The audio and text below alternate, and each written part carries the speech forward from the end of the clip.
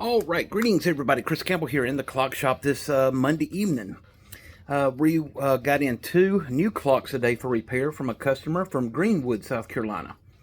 One is a Seth Thomas mantle clock, and the other one is a Fuchsit Thomas, I think it is. It's a large mantle clock. So the issues are on the Seth Thomas, it's running, but it's not keeping time.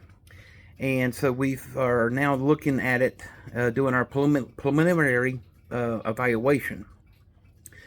Right now I can tell it does need a deep cleaning. Disassembly of the movement. It needs to be cleaned in the ultrasonic cleaner. Some of the gear pivots need to be polished. And it needs a lot of oil because it is dry and it's sticking.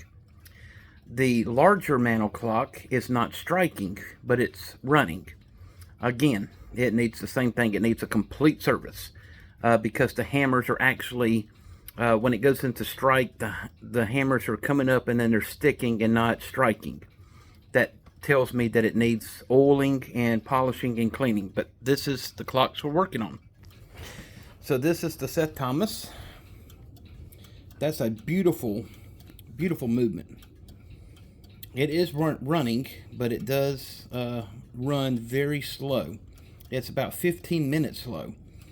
And so we've already maxed out the adjustment to adjust the time. So that tells me that this needs a desperate cleaning. The other one is up here. We're going to slide this over to the side just a little bit. There we go. You're hearing another clock over here in the back that's striking. But this one here is in the shop. It's running, but it's not striking. This is a Westminster chime clock. And it's supposed to be striking, but it is not. So it also needs a service and cleaning. So we're going to go ahead and take these apart, fully service both of the movements.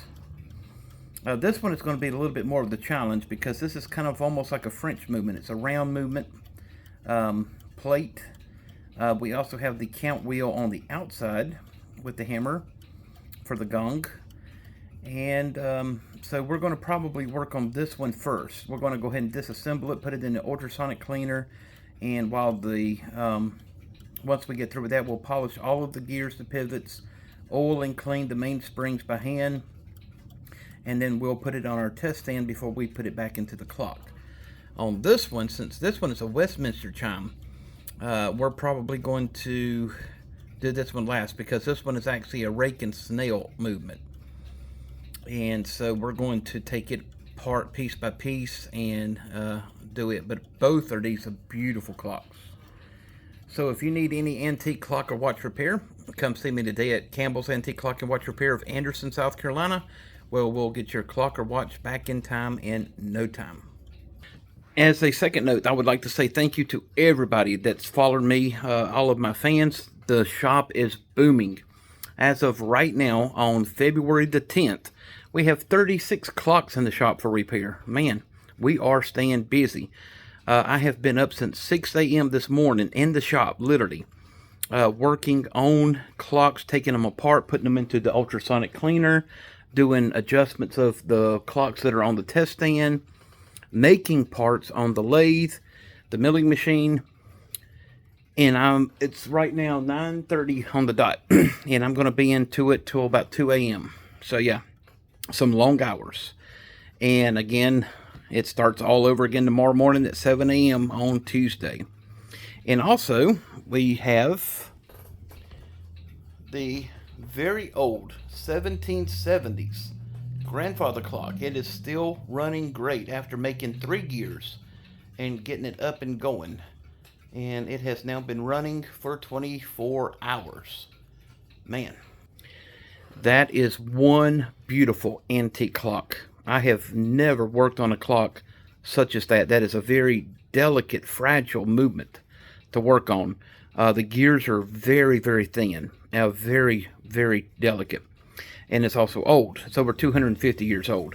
So that goes to show you exactly how old that particular clock is. So give us a call today at Campbell's Antique Clock and Watch Repair, and we look forward to serving you and getting your clock or watch back in time in no time. Have a wonderful evening.